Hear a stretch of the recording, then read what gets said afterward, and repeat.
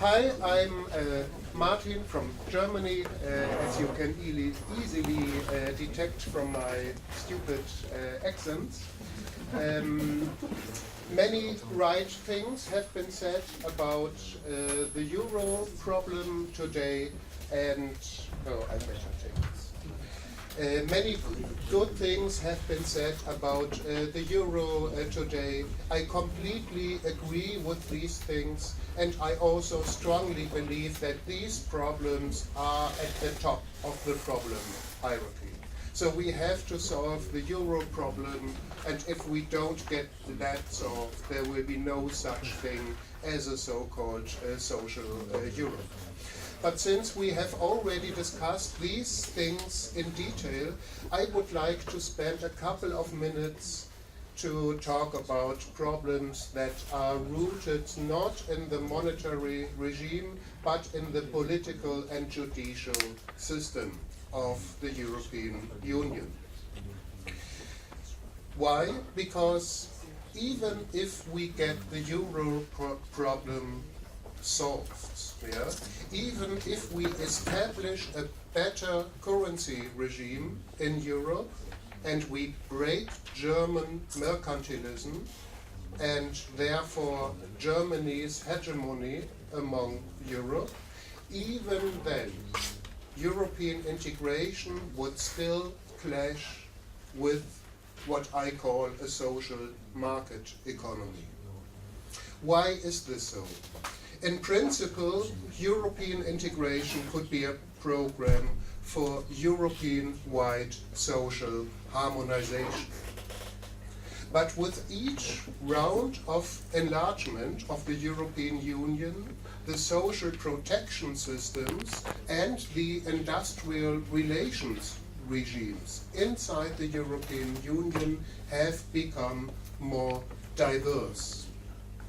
It has therefore become more and more difficult to agree on common solutions.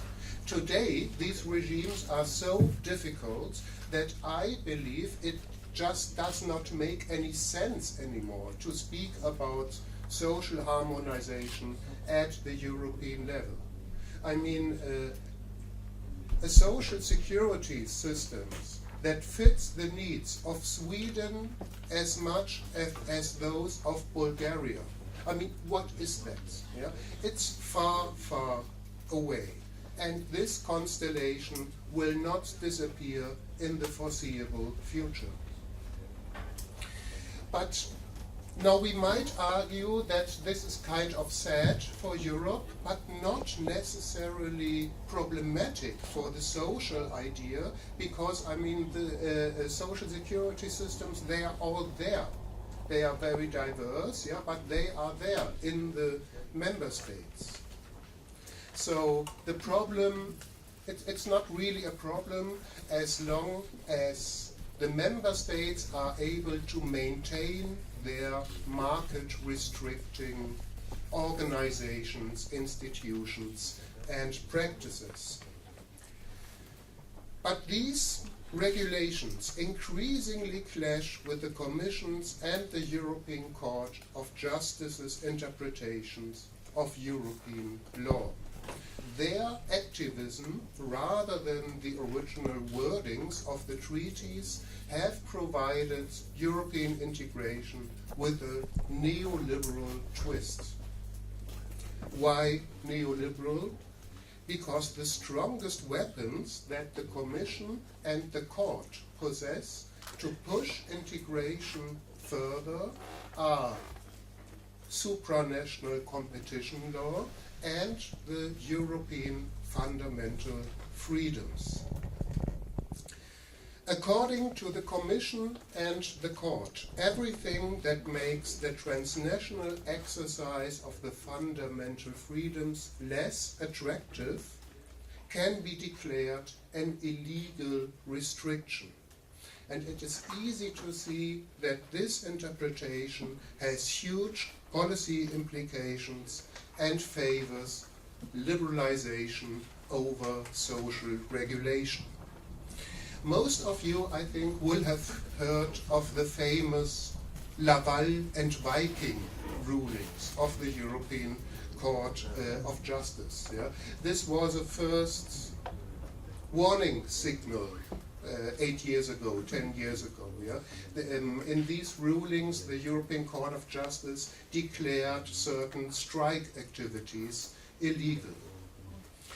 Next year, the court will decide a case about German-style co-determination at the supervisory boards of firms. Yeah? You may know German firms have a dual structure. They have a management board and a supervisory board. And the supervisory boards of large firms are composed with the half of the supervisory board's seats are composed of employee representatives. Yeah? And now such a case is before the European Court of Justice. It's very alarming. Why is the case there? A shareholder had claimed that supervisory board co-determination restricts the workers' freedom to move to other company parts outside the country. So this sounds unbelievably ridiculous, and well, it is unbelievably ridiculous. But nevertheless, in its opinion to the court, the European Commission has announced that the shareholder is right and that the German form of co-determination is therefore illegal. Obviously, European integration has evolved in a completely wrong direction here. But what can we do? Which kind of treaty changes could put an end to such judicially imposed liberalization? A number of scholars has proposed ideas on this, and some are really interesting. The ideas, not the scholars. Both. They are both very interesting. And I believe that such proposals should be parts of leftist ideas to reform Europe, which is the purpose of this panel. Yeah? Constitutional lawyer Dieter Grimm, for example, argues that the fundamental freedoms should be removed from the European treaties and should in the future be part of European secondary rather than primary law. In my view, we should additionally redefine the normative content of the fundamental freedoms by going back to the meanings that they had before the famous D'Assonville and Cassis de Dijon decisions. The fundamental freedoms should imply that economic discrimination practices are illegal but nothing more. In other words, they should imply non-discrimination rather than non-restriction. I have a couple of other notes here about what I think what should happen with regard to such treaty changes. But I already see that I'm running out of time a bit, and these details, they are always a bit complicated. Yeah? I had to spend years of my life to understand these clashes between European law and social regulations at the member state level.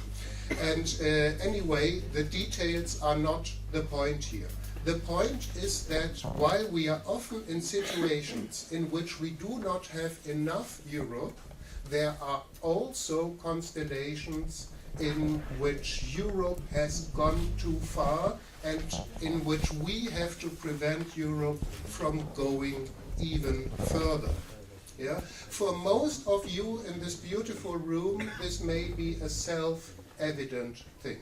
But please believe me, in the discussions among the German left, it is not. It is not self-evident at all. Yeah?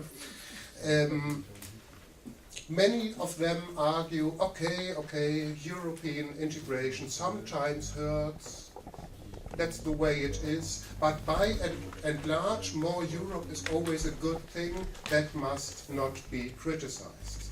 And friends, colleagues, to me this just does not make any sense. I just don't get it. Yes, social Europe is a nice vision.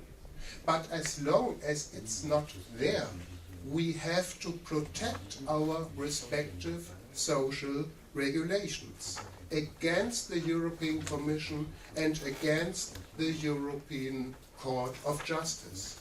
Everything else would be an integrationist fallacy. Being a good European must never imply our readiness to throw our social achievements away in order to build a European-wide liberalized capitalism of the Anglo-American kind. And I stop here. Thank you for your attention.